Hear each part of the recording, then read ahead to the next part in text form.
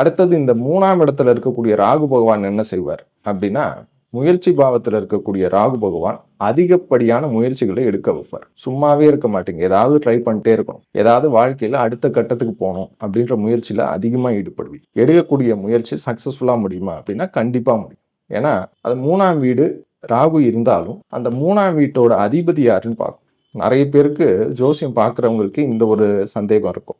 இந்த விஷயம் தெரியாது. அதாவது எல்லாருமே என்ன நினைச்சிட்டு இருக்கோம், கும்பம் வந்து சனியோட வீடுன்னு நினைச்சிட்டு இருக்கோம். ஆனா உண்மை அது கிடையாது. பாரம்பரிய ஜோதிடத்துல சனி ராகு இது ரெண்டுத்துக்குமே சொந்தமான வீடு தான் கும்பம். அது கும்பத்துல 50% சனியோட பங்கும் 50% ராகுவோட பங்கும் தான் இருக்கு. ஸோ அதுதான் மகரத்துக்கும் கும்பத்துக்கும் இருக்கிற வித்தியாசம். மகரம் வந்து முழுசா சனியோட வீடு. ஆனா கும்ப ராசிக்கு ராகுவும் அதிபதி. ஸோ அதனால 3ஆம் வீட்டு அதிபதியே 3ஆம் வீட்டுல இருக்கிறதுனால அதிகப்படியான முயற்சிகள் எடுப்பீங்க. சும்மாவே இருக்க முடியாது. ஏதாவது பண்ணி ஆகணும் அப்படின்னு சொல்லிட்டு அந்த உந்துதலை ராகு பகவான் அதிகம் கொடுப்பார்.